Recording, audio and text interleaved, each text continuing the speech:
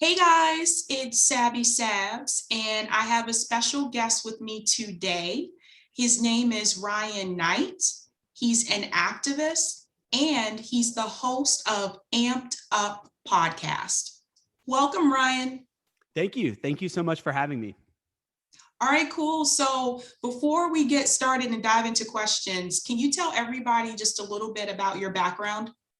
Yeah, so my name is Ryan Knight. I am a socialist and an activist, and I am the host of the podcast Amped Up with Ryan Knight that you can get on every major podcast platform.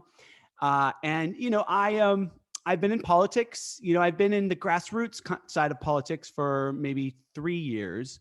My entrance into politics, actually, though, was about a decade ago. I worked in local politics. I worked for the former mayor of West Hollywood, and I helped him get elected. I managed his campaign. And then he also ran for a higher office, which is a county supervisor for Los Angeles County. And I also managed his campaign for that. When Trump got elected, I realized that I needed to get involved in a bigger way than just on a local level. And I got involved on a more national level and helped plan a march in 2017, the Resist March. And what ended up happening is, I'm a lifelong Democrat. And after kind of working for the establishment in my younger years, I kind of realized that establishment politics aren't getting to the root of the problem, which is, our decrepit capitalist system, that both parties in Washington do everything they can to preserve and maintain and protect. And, so right after Trump got elected, if you would ask me, what's the problem in America? I would, if we're in 2016 or early 2017, I'd be like, Donald Trump's the problem. But very quickly after he was elected, I kind of figured out that, along with many others, that no, Trump is a symptom of the problem. And he's a symptom of a corrupt system that continues to put the endless greed of the ruling class and of the billionaire class over the basic needs of the people. And, no matter which party you put in charge, the corrupt system is what they're in charge of, essentially, right? And so you can put a blue face on it, but it doesn't change the fact that, sure, Trump is gone now, but we still live in an oligarchy. We still have a decrepit capitalist system which continues to funnel more and more wealth up to the billionaire class, while the working class and the poor can't get a break, and income inequality keeps getting wider and wider. And so the systemic problems that led to Trump are still very much alive and well. And then we had the pandemic, which just magnified all of those problems. And I think a lot of people, it's easy to forget that before the pandemic, we had 140 million Americans who were either poor or low income. We had 92 million Americans who were underinsured or uninsured. And when you look at things like the black-white wealth gap, and then you start to bring in the racial injustice component, the black-white wealth gap is as wide today in America as it was back in 1968 in the civil rights movement. So these deep injustices in our system that disproportionately affect Black and brown people, it is a crisis. And while the Democrats maybe provide better lip service to the problem, they're not tackling the roots of the problem. They're not fighting for policies that will actually improve the material conditions of the people, and especially Black and brown people. And so, and I know we'll get into that. Sorry, you just asked for an intro, but that's kind of where in the last kind of 4 years, I kind of shifted away from the establishment side of politics, realizing that it was a part of the problem. I was a part of the problem, because I was working, at a time for establishment politicians. And that if we're ever going to have real change in this society, true fundamental change that will shift the way society operates, so the poor and the working class and communities of color aren't being exploited, that is going to take an entire shift in our politics. And that shift isn't going to happen if you're supporting the two establishment parties that profit off this corrupt system. So that's kind of the awakening. While liberals were just screaming, vote blue no matter who, I was like, oh, maybe that was me in 2016. But I kind of started to realize, even during this last election in 2020, that like, if only we could just vote blue and all of our problems would go away. If only it was that simple. And I'm not saying, obviously the Republicans are a little worse, but in many ways, the Democrats, they kind of deceive the people.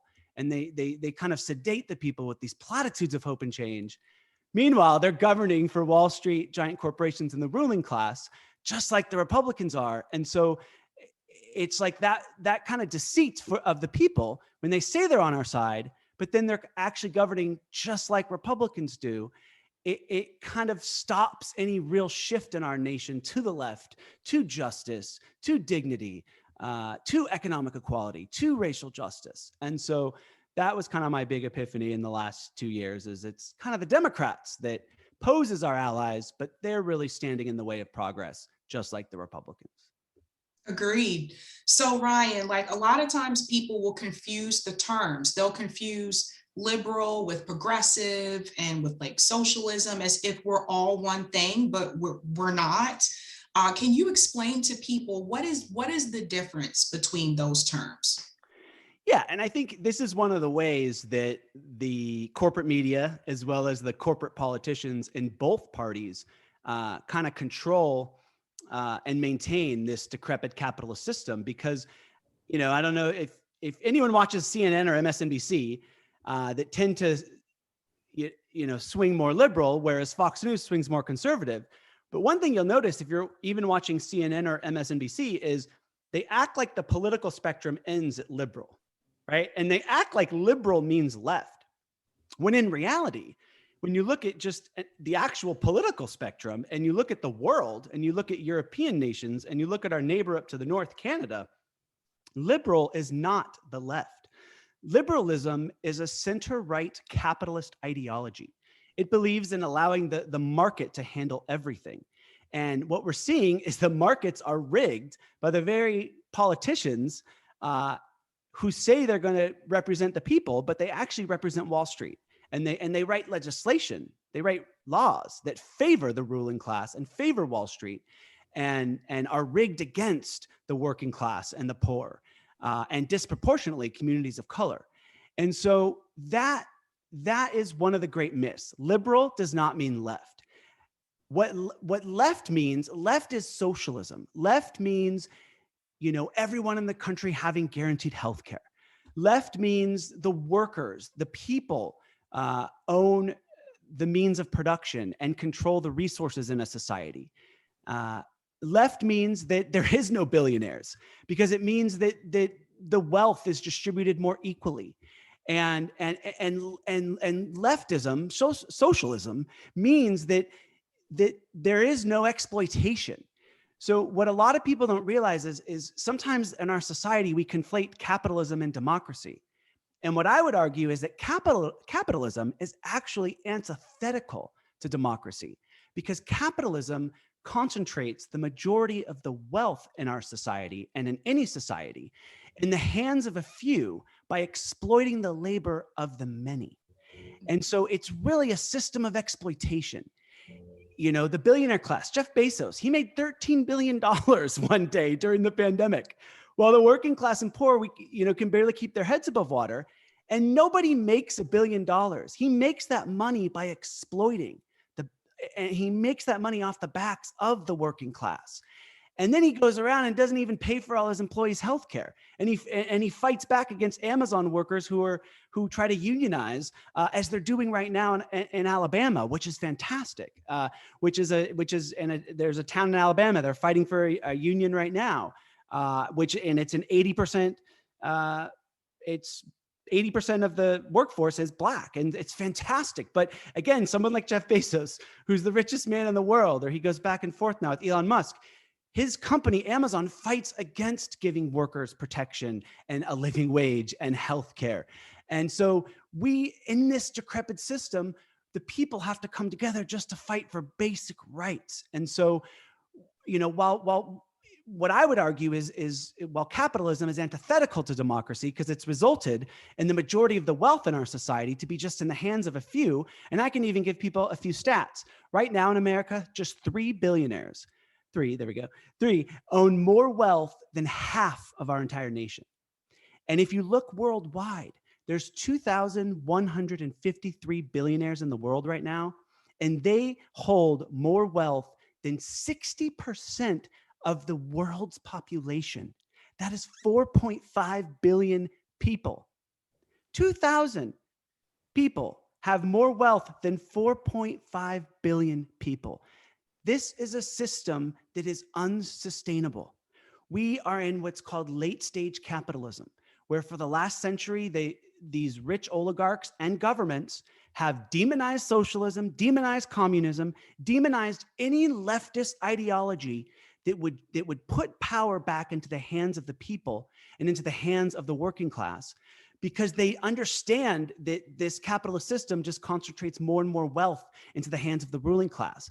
And one thing I think that gets missed very easily, because what Republicans try to do is they try to equate socialism with like, oh, that means the government does stuff. No. That's actually not what socialism means.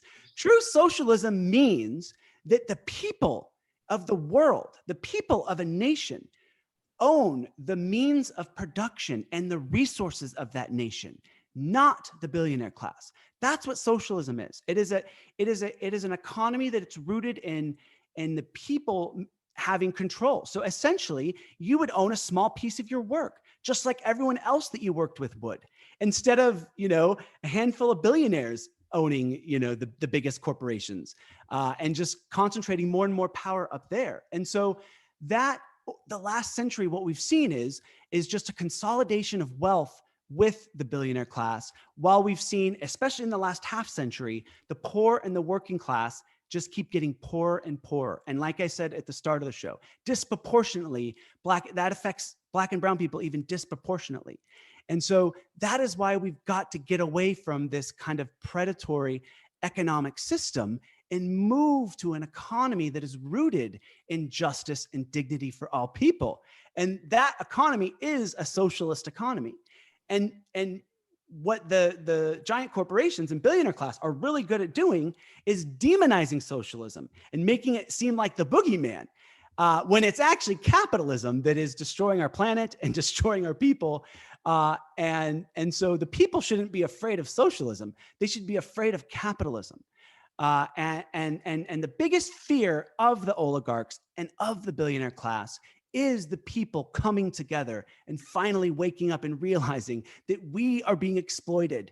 They divide us against each other. They divide brother and sister and Democrat, Republican, red versus blue. They keep us divided because while we're so busy divided and fighting each other, we can't see that they're rigging the system against us. And the last piece I'll say is, while Republicans think that, or try to say that socialism means the government does stuff, what's ironic about it is actually it's the government, it's the US state that has fought harder against socialism in America than any other entity, because it's the government that is actually the mechanism that protects capitalism and that funnels more wealth up to the giant corporations. There's a relationship between capital and the government, between the billionaire class and both capitalist political parties. Both capitalist parties are not in Washington to serve us, to serve the 99%. They're in Washington to serve the capitalist class, to serve the billionaire class. And so it's actually the government which has fought the hardest against socialism. And I can give you a few examples. None other than three of the greatest visionary, socialist, anti-capitalist leaders in American history: MLK, Malcolm X, and Fred Hampton, who were all anti-capitalists. And when we teach, when I learned about MLK in my little school up in Seattle, Washington, they weren't teaching me that MLK was advocating for democratic socialism. They just kind of like, yeah, he's fighting for justice. The capitalists tend to whitewash history because they don't want people to know what socialism really means. And MLK himself said, there is something wrong with the economic system of our nation. There is something wrong with capitalism. We must move to a democratic socialism. It was Malcolm X who said that, who also fought against capitalism. And he also was very harsh on liberals, because liberals protect this decrepit capitalist system because they're comfortable in this capitalist system. And so, some of the things Malcolm X said was, that liberals are like, a fox, whereas the Republicans are the wolves. That they're dangerous because they they tell you they're dangerous. It's the Fox, it's the Democrats, it's the liberals who are sneaky. And you can't tell if, I think his famous line is, you can't tell if they're smiling or if they're snarling at you, right? And so, and he would talk about that it's actually the Democratic Party which poses as our ally, but they actually stab us in the back. And then Fred Hampton, of course, who was the one who came up with the Rainbow Coalition of bringing poor and working class, white, black, and brown people together to build one coalition. And I think this is very important. Fred Hampton did not build the Rainbow Coalition with some vague platform of just populism. He organized a working class coalition, a multiracial working class coalition under the principles of Marxism, under socialism, under giving the working class more power. And so the reason I use those three examples is what happened to them, to those three revolutionaries. They were all killed. They were literally murdered. They murdered them because they were fighting for justice for black and brown people, yes, but also for justice for the poor and the working class. They were trying to teach us that we have to come together. We have to build a society that works for everyone. And capitalism has never worked for everyone. Right. Capitalism, like I said earlier, it's a system of exploitation. It is literally it functions off of exploiting the labor of the working class and the poor, and exploiting the natural resources of other countries and of third world countries when we start to get into imperialism, which is the highest stage of capitalism. So not only does the United States government exploit the working class and do large corporations in America exploit the working class at home, they're also exploiting the working class abroad and the poor abroad and hoarding resources. And that is why we're fighting all these endless wars. We are literally fighting them for oil. We are fighting them for cheap labor. And so that is the kind of system we have. And what America has been really good at is not telling you the truth about our decrepit system and dressing it up really well and saying, well, no, the American dream, this is the American dream. Everyone, if you work hard, you can get ahead. Pull yourself up by your bootstraps. And it has nothing to do with pulling yourself up from your bootstraps. Nobody works harder in this country than poor people, than working class people, than black and brown people. Nobody.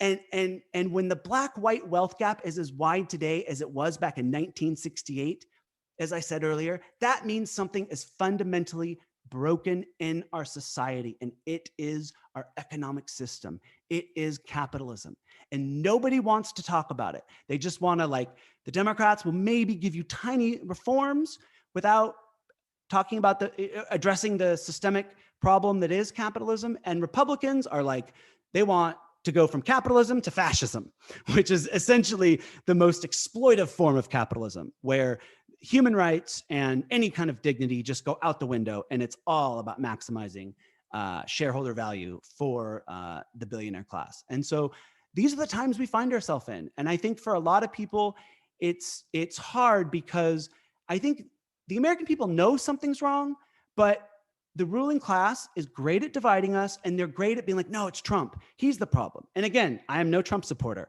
I voted for Bernie in the 2016 primary, and then I voted for Hillary in the general. And then this time around, I supported Bernie in the primary, and I couldn't bring myself to vote for Biden in the general because I knew that, he would just be a continuation of Trump's policies with a nicer face. And so I voted third party. I voted Green for the first time. But we've got to get away from a politics that wants to pit us against each other and move to a politics that wants to bring the American people together, because the 99%, we have so much more in common. And our real foe is the 1% who just want to keep making more and more money and rigging the system against us. Agreed.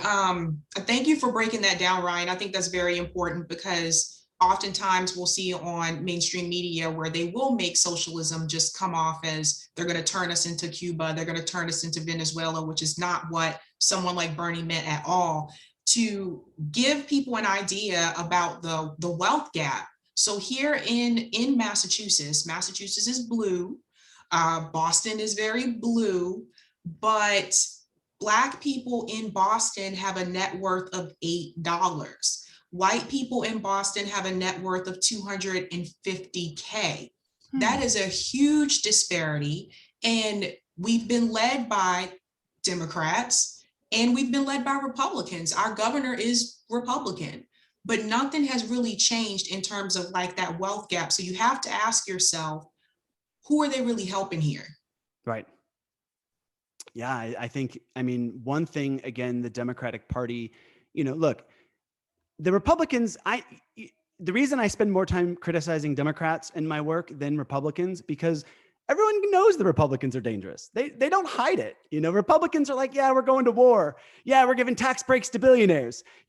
Basically, when Trump came along, they used to be quieter about their racism. But when Trump came along, he gave permission to a lot of his supporters and to a lot of the Republican Party to just be like, yeah, we're racist. And they became very overtly racist. But what I would say is, while the Republican Party is pro-capitalism, pro-imperialism, pro-oligarchy, and overtly racist, the Democratic Party is pro-capitalism, pro-imperialism, pro-oligarchy, and they are what I would say they're covertly racist. And let me tell you what I mean by that.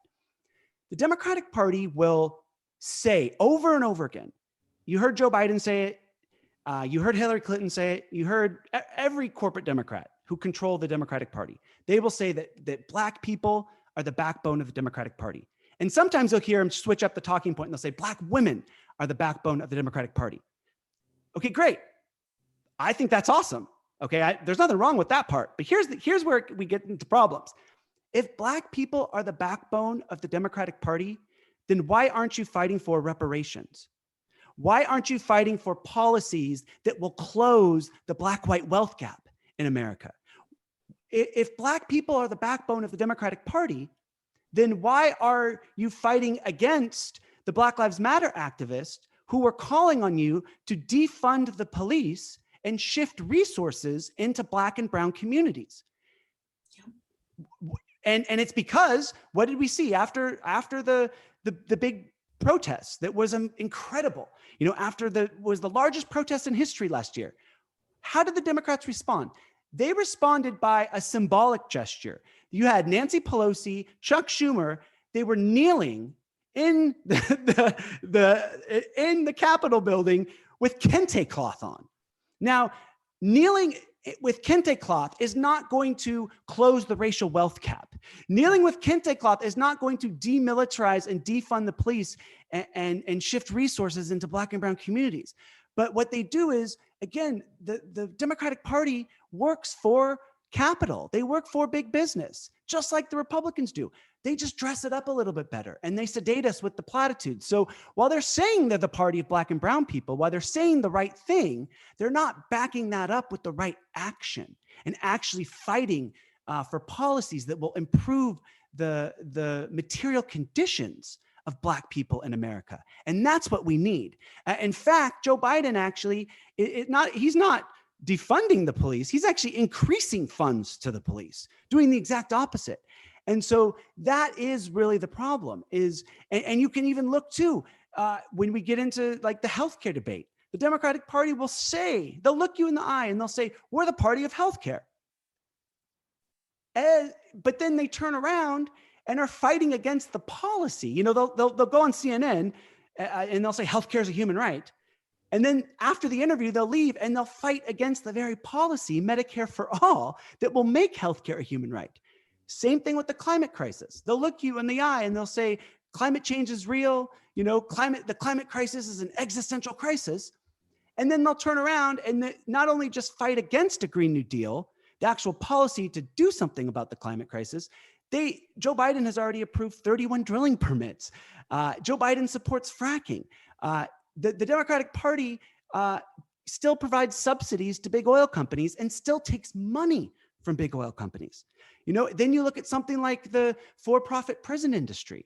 Again, the Democrats will say the right thing, but the reason that Black people get disproportionately arrested for low-level offenses like marijuana is because it's profitable for the for-profit prison industry. And so again, we don't need any more lip service from the Democratic Party. We need you to fight for the people you say you care about.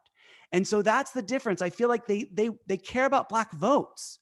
They don't care about Black lives. If they did, they would be fighting as like hell for reparations and to defund the police and to give and put more money into the hands of Black and brown people and create more opportunity. But they're not doing that.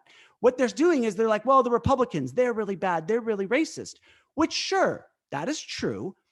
But the other part is, okay, if the Republicans are these neo-fascists, which you can definitely argue they are, all the Democratic Party wants to do is sit around, and especially these liberals you see on Twitter, they want to sit around and be like, yeah, look at those neo-fascists. It's like, okay, cool. Sure, they're neo-fascists. Now, do you want to do something about it? Or do you just want to sit and virtue signal all day and call them neo-fascists? And what we've seen is that's all they want to do, because that's really the Democratic Party's platform. They don't support any policies that truly improve the material conditions of Black and brown people, of working class people, of the poor. And so what they do is they just sit and like, look, Republicans are bad, vote for us. And I think that a lot of people get caught up into that kind of like binary thinking. And it's like, just because Republicans are bad does not mean that Democrats are good. Because the truth is actually, the truth is bad. Like the truth is, yeah, Republicans are bad and Democrats are bad too. And that gets back to, it's the system that's corrupt. You know, how can we solve these injustices that we face when it's the very system that is profiting off of these injustices, right? How are we going to get kids out of cages at the border when the facilities are owned by the for-profit prison industry, and they're profiting off putting kids in cages? How are we going to end the racial injustice crisis when the for-profit prison industry is making money by locking up Black and brown people? Right? How can we solve the healthcare crisis and the fact that 92 million Americans are underinsured or uninsured when the for-profit insurance companies are profiting off of our corrupt healthcare system, and they're profiting off of denying claims and off of, right? So, and then you look at the climate crisis. How can we solve the climate crisis when the big oil companies are profiting off of burning the very fossil fuels that are heating our planet and causing these catastrophes? So long as our decrepit capitalist system is profiting off of human suffering and profiting off of incarceration and profiting off of catastrophe and profiting off of exploiting the poor and the working class, we're never going to solve these problems. We're just going to be in the same old back and forth, you know, where our country shifts every 4 to 8 years. We go from this kind of, you know, right-wing neoliberalism to this kind of far-right neo-fascism. And both of those politics are not a politics that will ever help the people or help the planet. That is a kind of politics, neoliberalism and neo-fascism, that just protect our decrepit capitalist system and funnel more and more money up to the ruling class. And the last thing I'll just say is, very simplistically, when the billionaires hoard the majority of the wealth in this country, in this world, they don't need any more money. Like, what? People need to wake the hell up here. Why? They don't need an entire government that essentially is now our government in both capitalist parties in Washington. They work for Wall Street. They work for giant corporations. They work for the ruling class. They work for the very entities in society that don't need any more help. They already have everything. They already are hoarding all of our resources. And so everything in American politics is backwards, essentially. We've been indoctrinated since the moment we're born that, you're either a blue capitalist or a red capitalist. We're literally told from the moment you're born in America, you're either a member of the blue team or the red team. And we're told that and indoctrinated that capitalism is the greatest system that was ever invented. And don't even think that we could have another system. This is the system. And I just like to challenge people. How in a world that with such vastness, in a world with so many beautiful people and places and resources, you're telling me that the only possible system we can have is capitalism, that is a system of exploitation, that is a system that literally exploits the labor of the poor and the working class to enrich the ruling class, that's as good as we can do? You're telling me that in this vast world, that the best we can do in the United States of America is either a red party or a blue party that both serve the interests of capital and the interests of the ruling class? That's the best we can do? And so the way they keep us hooked on the system is they tell us that there's no other possibility. So the first thing as leftists that we have to do is give people permission to fight for something better. And that's what socialism does. That is why both capitalist parties fight against socialism so hard. Because socialism, when you read Marx, when you read Lenin, when you study MLK, when you learn about Fred Hampton, when you learn about Malcolm X, when you learn about the great, Black revolutionaries in our nation's history and in world history, people like Nelson Mandela, who was also a socialist and fought and believed in socialism, you learn that there is a better way, that we don't have to live in a society that exploits the poor and the working class and communities of color, that it is possible to have an economy that works for everyone. And so that really, they want us, being obedient to the system. They don't want us to think there could ever be more than two choices when you vote every 4 years. They don't want us to think that we could fight for a better economic system than capitalism. They want us to be obedient. They want us to be submissive. They want us to continue to work to enrich the handful of oligarchs that control the American economy. That is what they want. They want cooperative sheep. And what socialism does is it starts to wake people up. What movements do, what Bernie Sanders movement did, what the Black Lives Matter movement did last summer, it starts to wake people up. When the people start to come together, they start to see that we can stop all of the corruption. We can stop this entire decrepit capitalist system because we're the ones who make it go. We're the reason the economy functions in the first place. And we saw that in the pandemic. It's been the essential workers. It's been the grocery store clerk that's kept America running. It's been the nurses, right? It's been the people on the front lines, not the billionaire class. We don't need them. They need us. And so that's what true leftism and socialism is about, is it is about uniting the people behind an agenda that is rooted in justice and dignity for all people, and is not rooted in exploitation and greed and in the racism that capitalism and both corporate parties in Washington are rooted in. Agreed. Well said. What do you think is going on with the leftist movement right now? Because the past couple of weeks have been strange. Like, you had the squad obviously didn't force the vote for Medicare for all. We also saw that there were 8 Democrats that voted against the $15 minimum wage, whereas I feel like if it had been the other way around, Republicans would have stayed together. And then on top of that, we had Justice Democrats pushing near a tandem. What is going on? It seems like since Biden has won, some people's masks have started to fall off. Like, I'm even seeing like some progressive commentators, they're like flipping a switch, and I'm like, why are you making excuses for Justice Democrats pushing near a tandem? Like, no, like, even if our side messes up, call them out on it. What's happening is people like you who are fighting for justice and dignity and staying true to your principles, you're just still fighting for the same thing you were fighting for back in the primary, right? What happened with a lot of people in the Justice Democrats and the squad and progressives in Congress is, after Joe Biden got elected, sure, if you voted for Joe Biden, fine. I couldn't bring myself, I will never vote for any, they call the Democratic Party the lesser of two evils. I actually think that's bogus now. I think that there is no lesser of two evils. I think that the entire system is evil and corrupt to its core.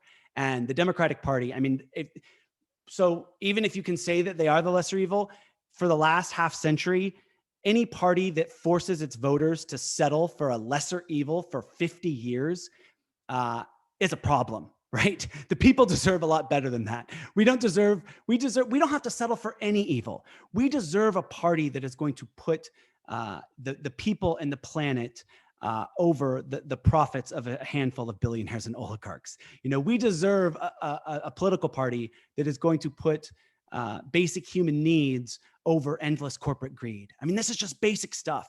And so what happened is while people like you, and thank you, what you're doing, you might not realize this, is courageous. You are standing by your principles and you're fighting for your values. And what we saw was after Joe Biden was elected, which Joe Biden, let's be clear again, Joe Biden is not the left. Nancy Pelosi is not the left. The Democratic Party is not the left. When the Republicans try to demonize the Democratic Party as socialism, I just get the biggest laugh out of it, because not only is the Democratic Party not a socialist party, the Democratic Party is not even a progressive party. The Democratic Party is a right-wing capitalist and imperialist party. And the Republican Party is a far-right capitalist and imperialist party. So we essentially have two right-wing parties in America. That is the problem. That is why the wealthy just keep getting richer and richer, and the poor and the working class keep getting poorer and poorer. We've got two parties that represent the ruling class, and we don't have a single major party in Washington that represents the poor and the working class. And so again, that is the problem. We don't have a left party. And so when Joe Biden was elected, right, here we are, another president gets elected, another right-wing capitalist imperialist president gets elected. That was the moment for every progressive. That was the moment for AOC and Ilhan and all of the squad and Bernie Sanders and the Justice Democrats and DSA. That was the moment for them to move left, to push Joe Biden, to start to fight for strong social reforms, to fight for a $15 minimum wage, to fight for a Medicare for all, to fight for a Green New Deal, to fight for reparations, to fight for a new economic bill of rights. Like, we're in a moment in history where, just like FDR pulled us out of that Great Depression, and I would, in many ways, I'd argue that what FDR did was just put another Band-Aid onto capitalism, essentially. And as we've seen, is the billionaires and the giant corporations since the New Deal have just deteriorated all the benefits of the New Deal that went to many poor and working class families. But what should have happened now is, after Joe Biden was elected, that was the moment for progressives to move left and to challenge Joe Biden and to demand better from Joe Biden. And what ended up happening is they didn't move left to challenge Joe Biden. They actually moved toward the center. And when you see politicians moving toward the center, let me tell you what happens in the center in America. Let me tell you what happens, because remember, we're not operating on a political spectrum where we've got a right party and a left party. If we had a right-wing capitalist party and a left-wing socialist party, we would live in what's called a social democracy, where we'd have a party that fought for capitalism and fought for the billionaire class, and we'd have a party that fought for the working class and the poor and communities of color and strong socialist policies. But that's not what we are. We have these two right-wing parties, which is why we live in a capitalist oligarchic empire.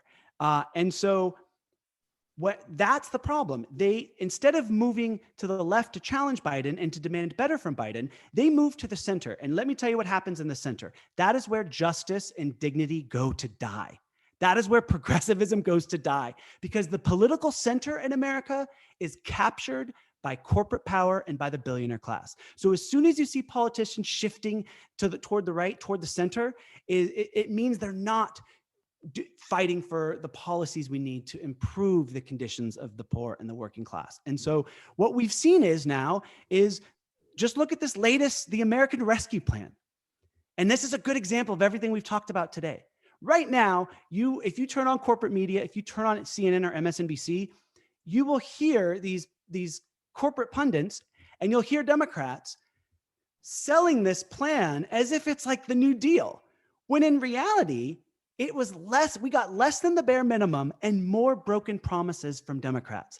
Joe Biden and the Democrats promised $2,000, and they promised a $15 minimum wage.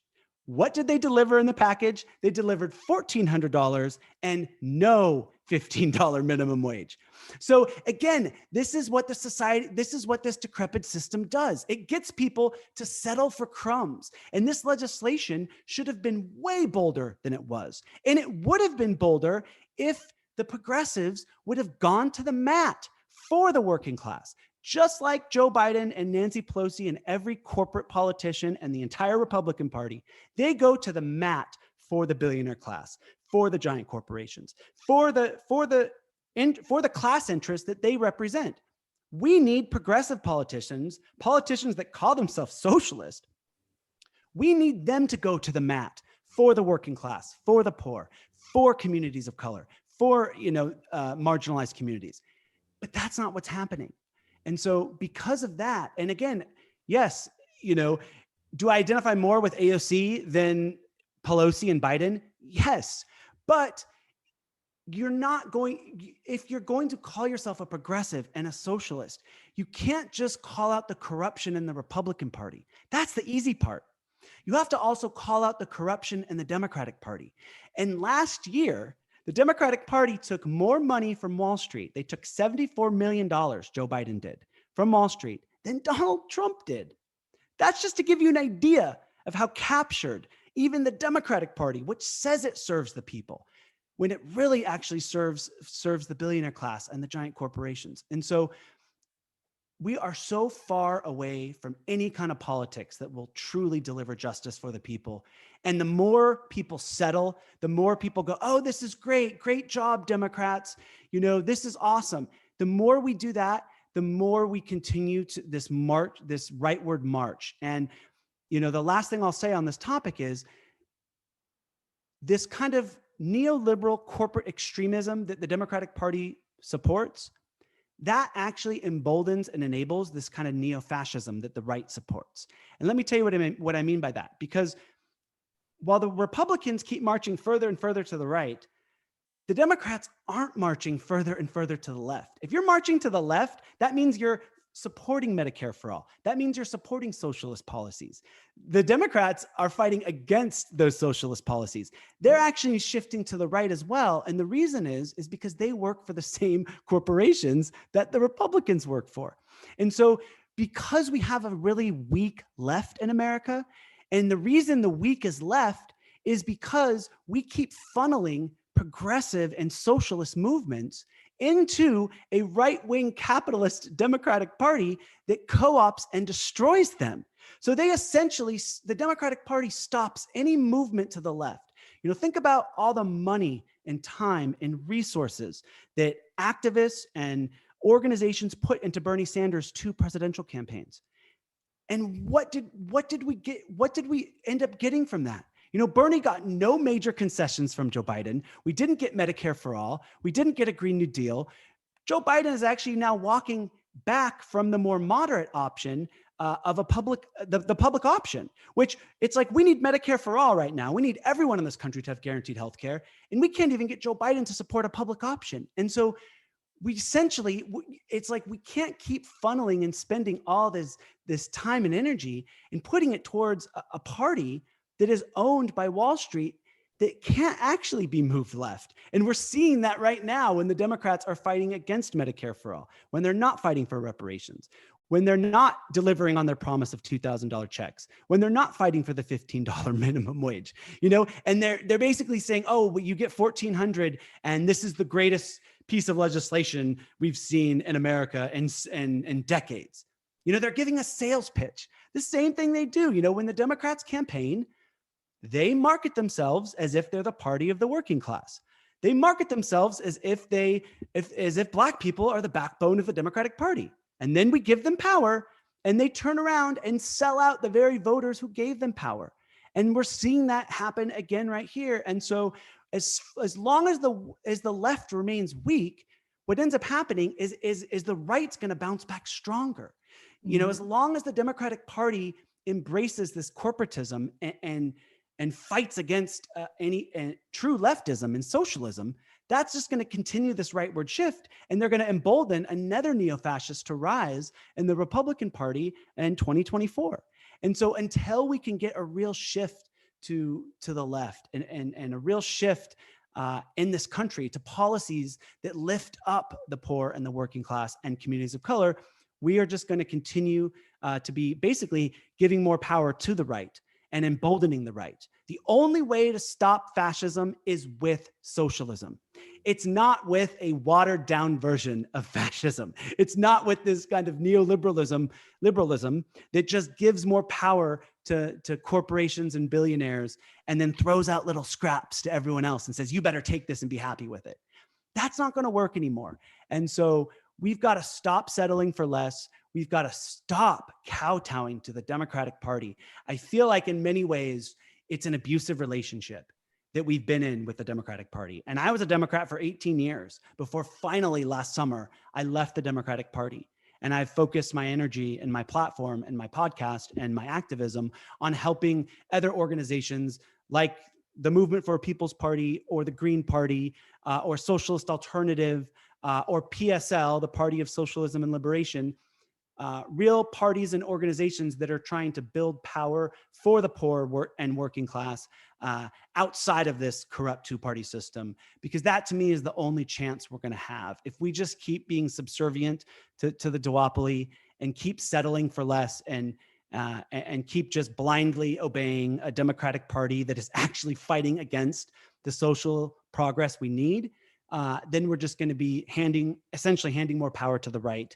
And me and you will be having this conversation in 4 years, and another, fascist will be rising in the Republican Party, and it will be the Democratic Party who enabled it and emboldened it because they couldn't actually fight for real justice. If the Democratic Party would actually fight for the poor and the working class, it would give these working class voters who maybe in the past voted Republican, as soon as you give them Medicare for all, there's going to be no reason for them to go and vote for that anymore, right? As soon as you really treat the material conditions of the people and you lift up Black and brown people, there's, and actually, this is actually dangerous. Even though Joe Biden won, we saw Donald Trump get more votes from Latinos, from Black people than a Republican has gotten in decades. Obviously, Joe Biden still dominated that stat, but Trump got more votes than a Republican normally gets with communities of color. And the reason he did is because people are tired of a Democratic Party that just gives them false promises and empty platitudes. The people want policies that will improve their lives. The people are struggling. They want healthcare. They want reparations. They want to live in a community that they're not worried about their son or daughter getting gunned down by the police, and that's not asking a lot.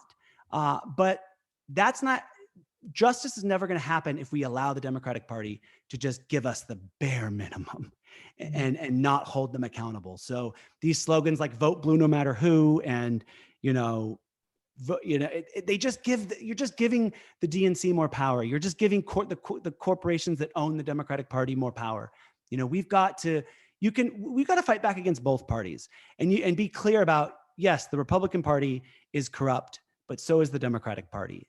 And we need a true leftist movement, a true socialist movement that is going to unite, Black, brown, and white people who want to live in a nation where everybody has dignity and justice and equality. And we are so far from that right now, unfortunately. Agreed. Well said, Ryan. I hope everyone listening paid close attention to that, because come 2024, I'll come right back to the same video and just be like, we kind of told you, or Ryan pretty much told you. Ryan, I do have one more question for you. I got to get this one in. So this one came from my husband, but he told me I got to ask you this. So this is really cool.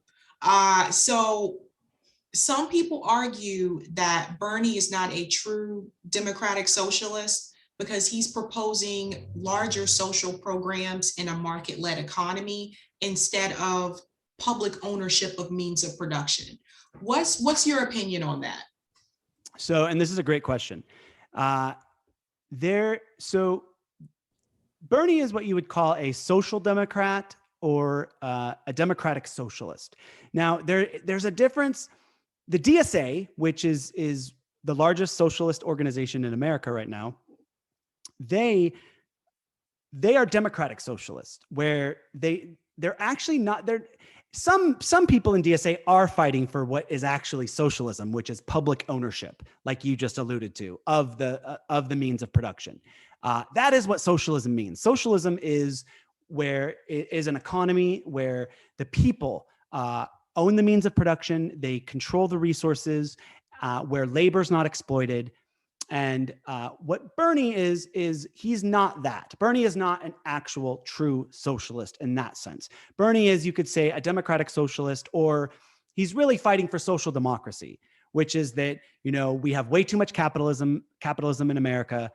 We need to balance it out with some strong social programs like Medicare for all, a Green New Deal, universal basic income, reparations, all those strong, free college, student debt cancellation, a $15 minimum wage. I would argue that we need a $24 an hour minimum wage, because that's actually a living wage. If you actually look to see, based on inflation and the increase in productivity from the working class, a true living wage in America in 2021 is not $15 an hour. It is actually $24 an hour. This is another way the decrepit capitalist system gets people to continually. Do you notice it's never the billionaire class who is hoarding the majority of the wealth in our country and in the world? It's never them who has to make a sacrifice.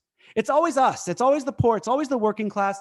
It's always the people who make the engine run, who are being exploited to enrich the billionaire class. It's always them who has to make concessions. So by just fighting for just $15, we're actually, it's a concession, because it should be $24 an hour.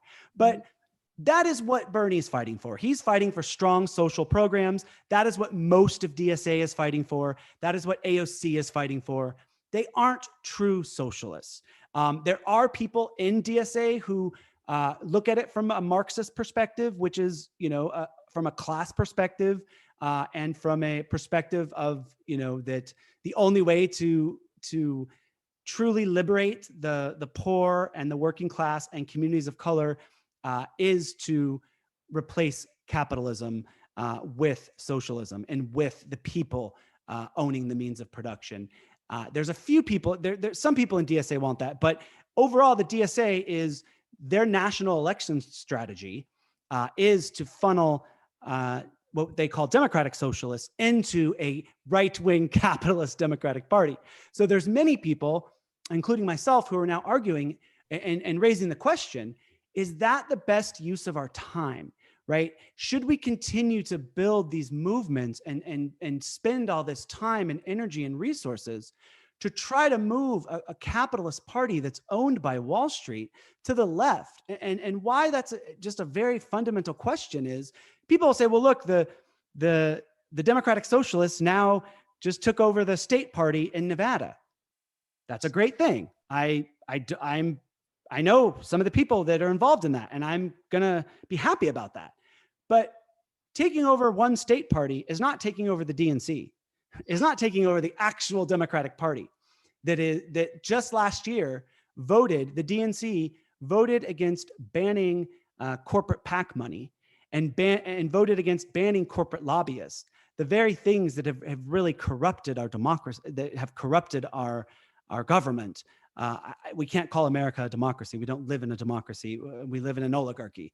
And so while we have elections, the people don't win the elections. The big business and the oligarchs win the elections because they own both parties. So what I would argue is that I support strong social reforms, like I listed off, because those will give reprieve to people who need it right away. I mean, everyone who calls himself a leftist, first of all, should be fighting for Medicare for all, a Green New Deal, and reparations. Those three policies. When you look at the black-white wealth gap in America, it's as high as it was back in 1968. When you list that stat for me, that the wealth in Boston for a white family is $200,000 and a black family is $8. I mean, come on, people. This is unacceptable. We especially, I want to challenge, white socialists and white leftists. We have to fight for reparations just as hard as we're fighting for Medicare for all. And so while we need, I fight for those strong social programs, but I'm also not under any illusion. Like, let's be clear. Even after we pass reparations, even after we pass a Green New Deal and Medicare for all and cancel student debt and have a $20 an hour or $24 an hour living wage, even with all those strong social reforms, we will still be operating under a decrepit capitalist system that is rigged against the poor and the working class and for the billionaire class. So while strong social reforms, like we had all the way back in the New Deal, if we could have those reforms, that would be fantastic. That will kind of give some reprieve to people. But it will not stop capitalism from doing what it's doing. And we will just keep staying in these cycles again. And as hard as those fights will be, we will be right back having those fights again after the billionaire class just continues to rig it. Because at its core, capitalism has never worked for everyone. It is a system of exploitation. So you can put the best reforms on it. At the end of the day, the greed's going to win. And so that's kind of what Bernie's fighting for.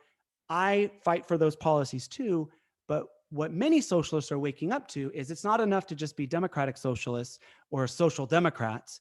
We actually have to fight for socialism. We have to fight for the people owning the means of production. And I think one of the things that's interesting is it's like right now, we should be making, if we fight for social democracy right now for the last century, progressives in America since FDR, they've been fighting for social democracy. And guess what?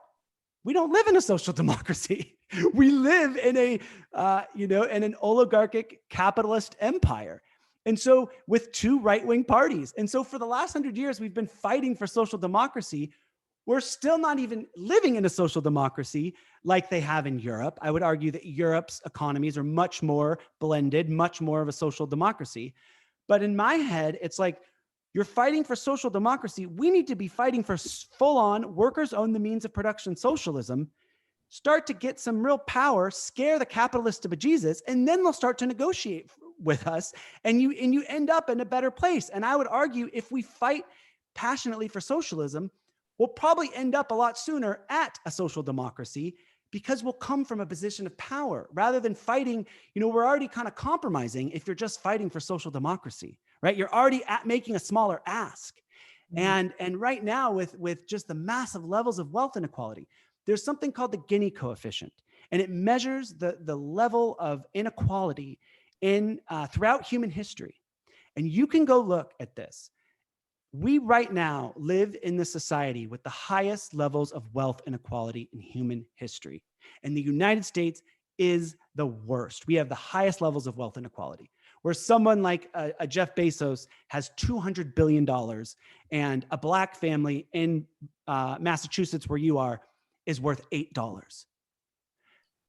How can you accept a society, a government, an economic system where one person has $200 billion and one family has $8?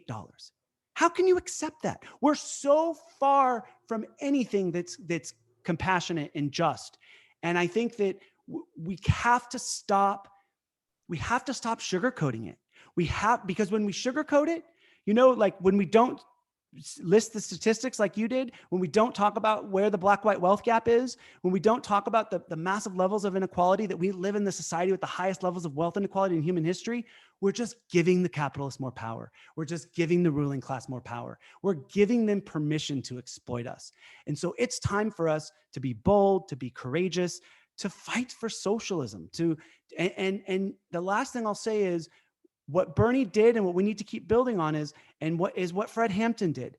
We have to come together, Black, white, brown, and build that kind of coalition rooted in socialism, but that says that we all want to live in a just and dignified society. And so I'm grateful that you had me on your podcast. I'm sorry if sometimes I get so passionate that I lose focus a little bit, and it's kind of near the end of the day, but I want to thank you for the work you're doing and for your show. And I think I think that we're so much more powerful than we realize.